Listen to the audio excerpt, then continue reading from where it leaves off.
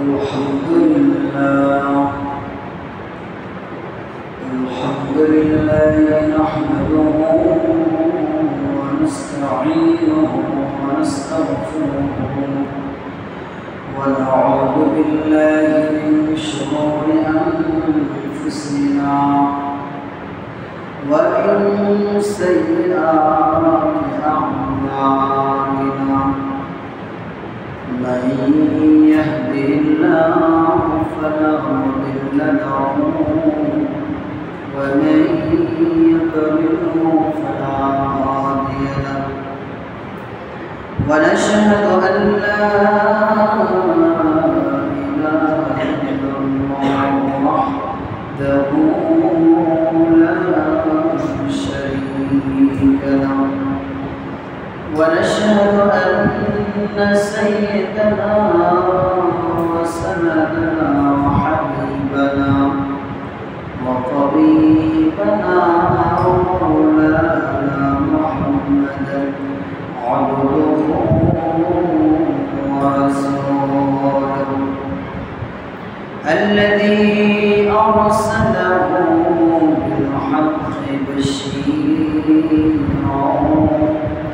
ونذيرا وداعيا إلى الله بإذنه وسراجا منيرا أما بعد فأعوذ بالله من الشيطان الرجيم بسم الله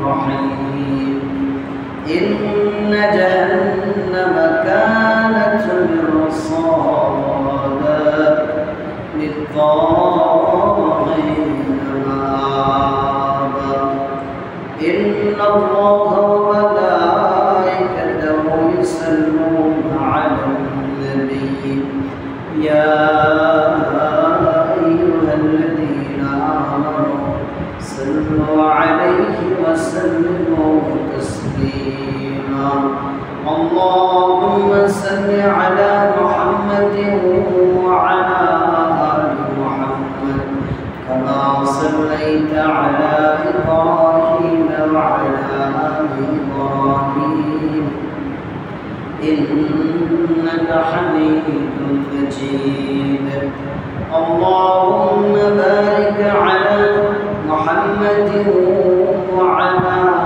آل محمد كما باركت على إبراهيم وعلى آل إبراهيم إنك حميد مجيد بلغ العلا بكماله كشف الدجى بجماله حسنت جميع خصاله صلوا عليه وآله मान मालिक दरबार लक्ष शुक्र सुजोजे আমাদেরকে দয়া করে মায়া করে ভালোবেসে পছন্দ করে আজকে পবিত্র জুমার দিনে আমাদেরকে আগে আসার মতন বসার মতন তৌফিক করে দিয়েছে এই জন্য সেই মালিকের দরবার দিন থেকে শুকরিয়া আদায় করি আলহামদুলিল্লাহ আল্লাহ রব্বুল আলামিন আমাদেরকে যে সুস্থ রেখেছেন এই সুস্থতার জন্য সুস্থতার নিয়ামত স্বরূপ আমরা আরো একবার শুকরিয়া আদায় করি আলহামদুলিল্লাহ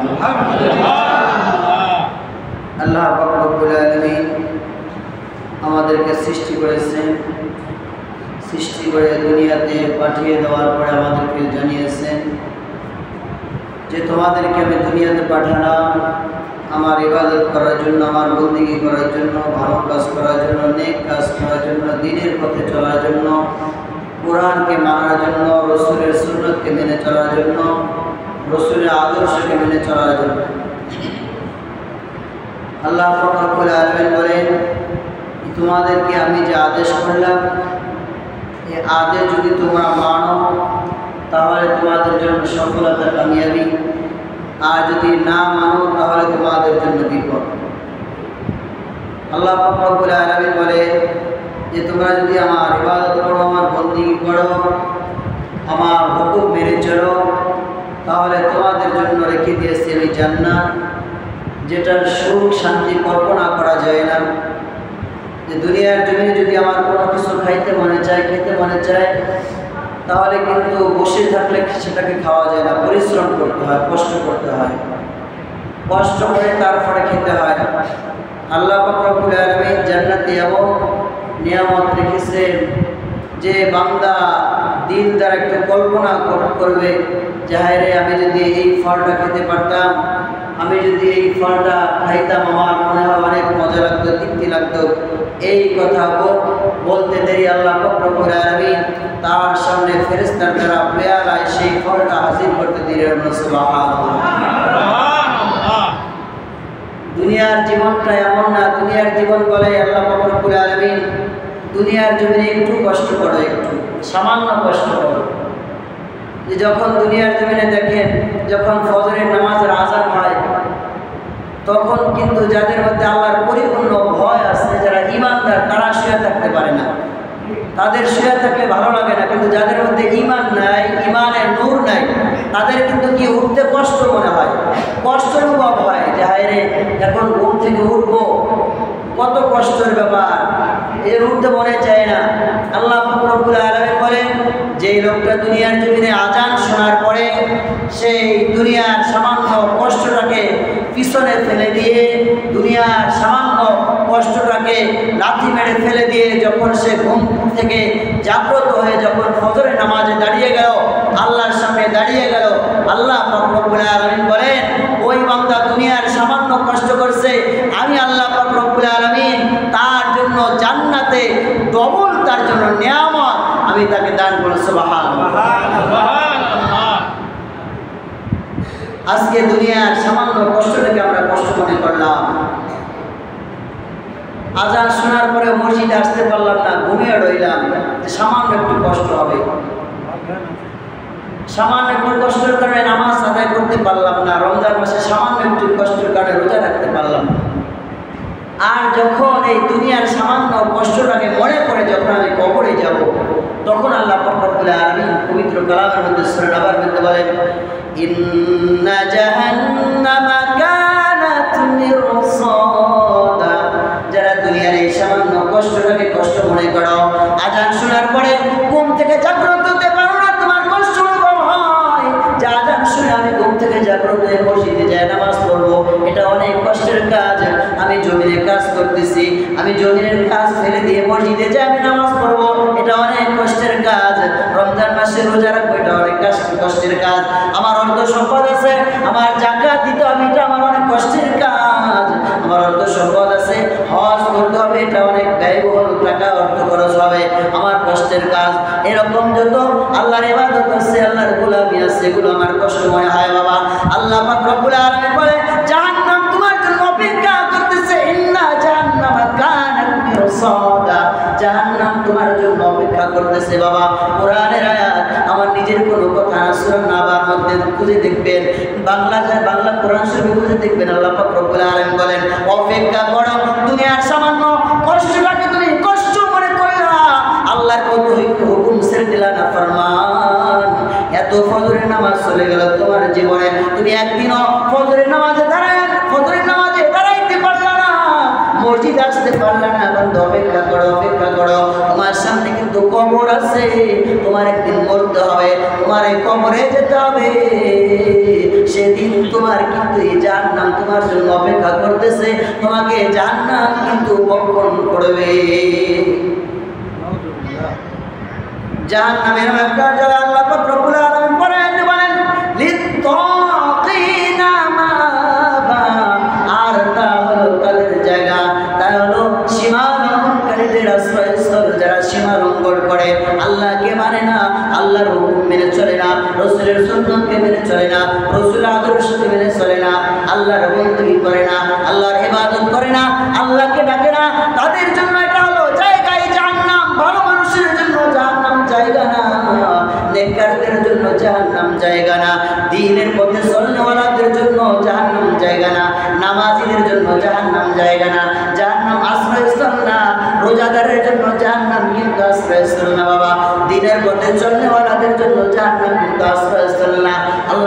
রব্বুল আলামিন বলেন, যারা দুনিয়ার জমিনে সীমা লঙ্ঘন করবে, যারা সীমা লঙ্ঘনকারী, আল্লাহর হুকুমকে মানবে না, তাদের জন্যই জাহান্নাম আশ্রয়স্থল হয়ে যাবে। আপনি হিসাব বসে বসে বসে আপনি যে হায়াত পাইলেন, আপনার হায়াতে আপনি কয়দিন নামাজ পড়ছেন? ফজরের নামাজ পড়ছেন, আপনি ফজরের নামাজ মসজিদে এসে পড়তে পেরেছেন? আপনি হিসাব করেন, নিজের হিসাব নিজে করেন।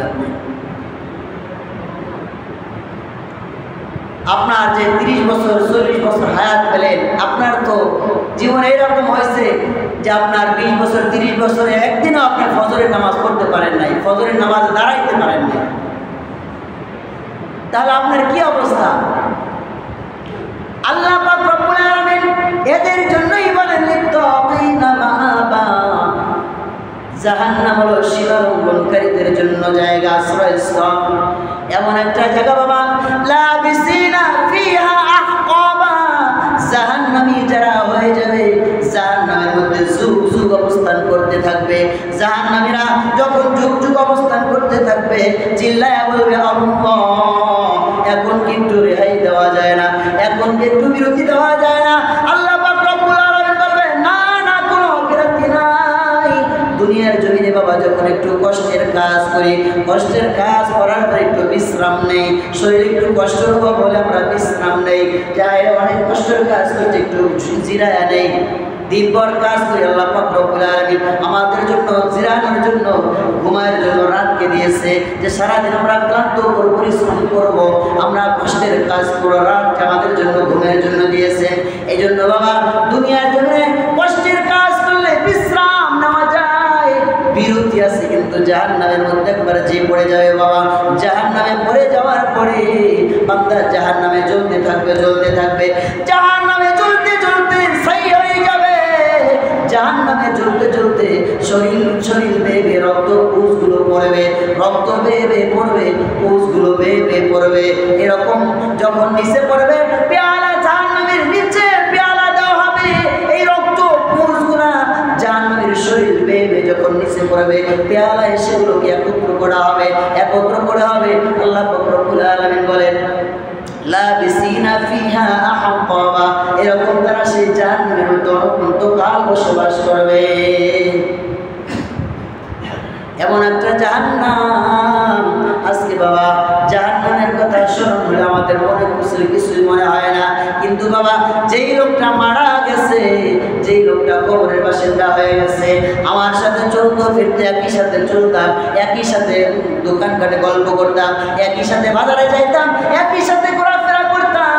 হঠাৎ করে একদিন আমার মাঝখান থেকে আমার বন্ধু, আমার বান্ধব, আমার বাবা, আমার মা যারা কবরে বসে গেছে, কবরে শুয়ে রয়েছে বাবা, তারা কিন্তু হারে হারে এই দিনগুলো উপরেও টের পাইতেছে যে কবরের কি অবস্থা, কবরের কি জ্বালা যন্ত্রণা, জাহান্নামের আগুন কি ভয়ঙ্কর।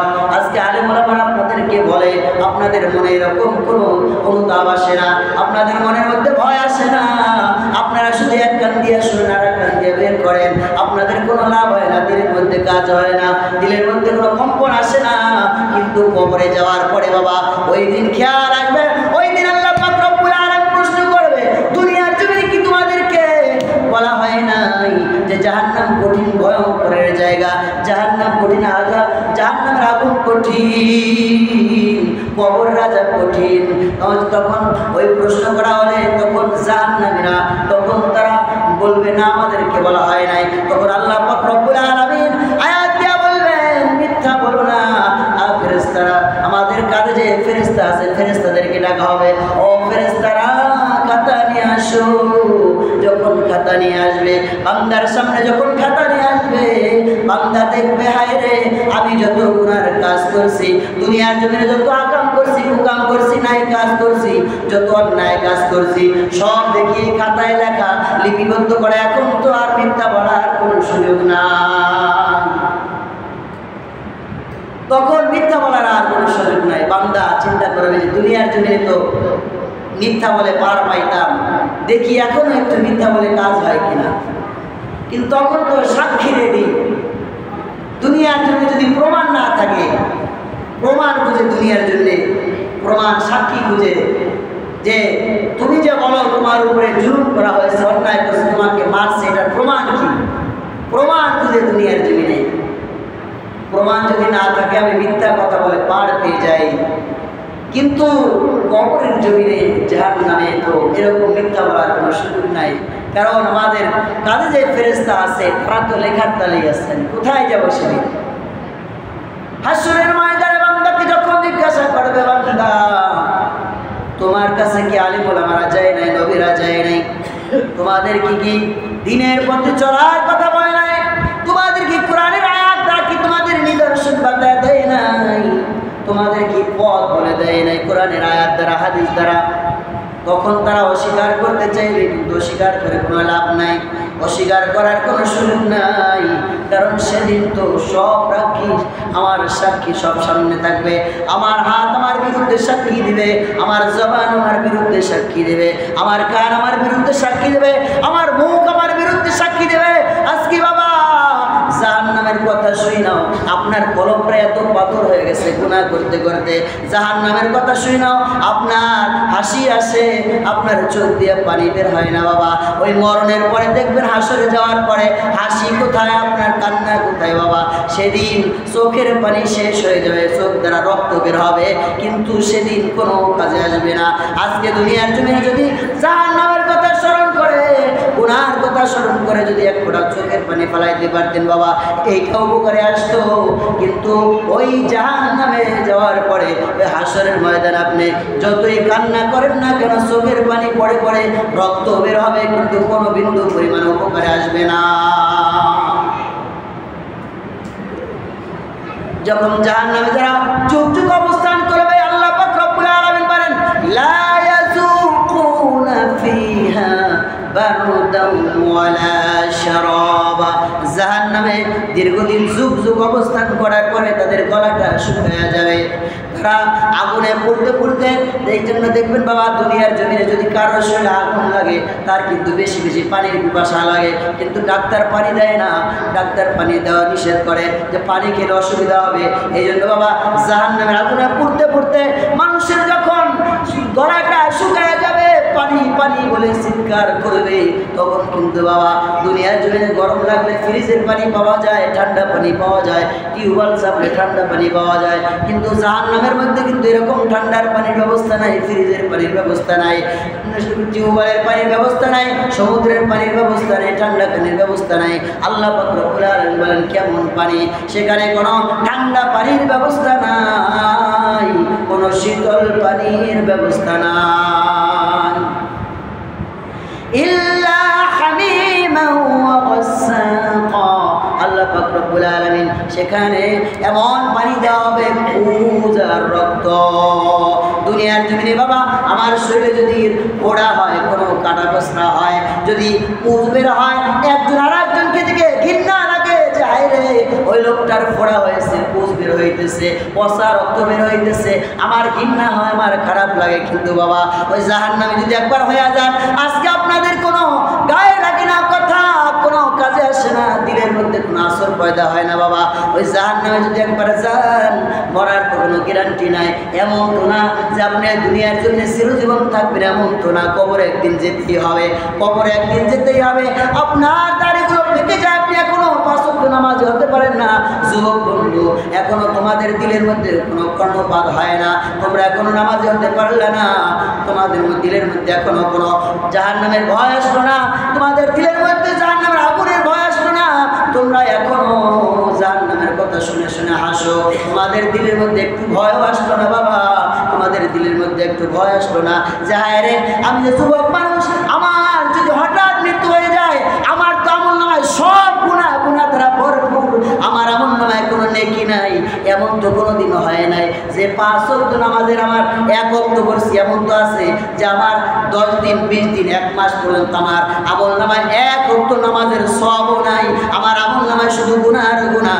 এই গুনাহ নিয়ে যদি আমি কবরে যাই, তাহলে আমার কি অবস্থা হবে? ইল্লা হামিমা ওয়া গাসসাকা। দুনিয়ার জমিনে বাবা গরম লাগলে 7 আপ খাও, কত কিছু খাও, ঠান্ডা খাও, কত কিছু খাও, আর ওই জাহান্নামের আগুনে, জাহান্নামের মধ্যে কিন্তু আল্লাহ পাক রব্বুল আলামিন পুজ এবং রক্ত দিবে বাবা। সাধারণ কোনো পুজ না, সাধারণ কোনো রক্ত না, জাহান্নামে রক্তগুলো বেয়ে বেয়ে পড়বে, পচা রক্তগুলো বেয়ে বেয়ে পড়বে, কোষগুলো বেয়ে বেয়ে পড়বে, সেগুলো পেয়ারা একত্র করা হবে। পেয়ারা একত্র করে সেগুলো গরম আগুনের মধ্যে ফুটানো হবে। ফুটানোর পরে জাহান্নামীকে দেওয়া হবে। জাহান্নামী যখন সেই রক্ত পুষগুলো পান করবে, পান করার সঙ্গে সঙ্গে জাহান্নামীর নারী বুড়ি যতগুলো আছে সবগুলো পিছনে রাস্তা দিয়ে বের হয়ে যাবে। জাহান্নামী চিৎকার মেরে বলবে, কেমন পানি দিলা?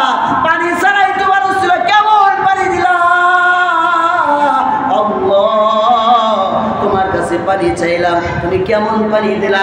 আগেই তো ভালো ছিল, এখন তো আর সহ্য করা যায় না, এখন তো আর সহ্য করতে পারি না, আরো গরম বেশি লাগে। এই জন্য আল্লাহ পাক রব্বুল আলামিন বলে, বাবা আল্লাহ পাক রব্বুল আলামিন কোরআন দিয়ে ডাক দিয়ে বলে, ও দুনিয়ার মানুষ, এই দুনিয়ার জমিন কিন্তু তোমাদের হিসাবের জায়গায়। দুনিয়ার জমিন থেকে তোমরা যা কিছু করবে, যতটুকু তোমরা উপার্জন করতে পারবে, তোমাদের কবরে ততটুকুই উপকারে আসবে, ততটুকুই কাজে আসবে। তুমি আমল নামায় যতটুকু নেক নিয়ে যাইতে পারবা, ততটুকুই তোমার কিন্তু কাজে আসবে। এই জন্য বাবা, এই দুনিয়ার জমিনটা কিন্তু আমলের জায়গা, নেক কাজ করার জায়গা। আপনাকে এত বলি বাবা, আপনার কাজে আসে না, আপনার দিলের মধ্যে কোনো ভয় আসে না, নামাজের মহব্বত আসে না, রোজার মহব্বত আসে না, জাকাত দেওয়ার মহব্বত আসে না, আল্লাহর কোরআনের প্রতি মহব্বত আসে না, রসুলের প্রতি মহব্বত আসে না। বাবা একদিন কবরে যায় দেখবেন, যখন কবরে যাইবেন, কবরে যাওয়ার পরে আফসোস করবেন, কিন্তু তখন কোনো কাজ আসবে না। দুনিয়ার জমিনে যদি আপনি এই কোরআনের কথা শুনে, কোরআনের আয়াতের কথা শুনে যদি আপনার দিলের মধ্যে কোনো কাজ হয়, তাহলে আপনার দুনিয়ার জমিনে আমল করলে সেইটা কাজে আসবে।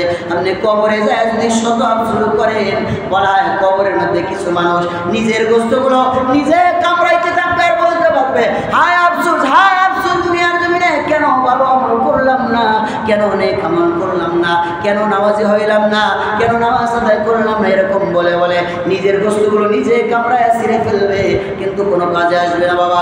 এই জন্য আল্লাহ পাক রব্বুল আলামিন আমাদের সকলকে দুনিয়ার জন্য যতদিন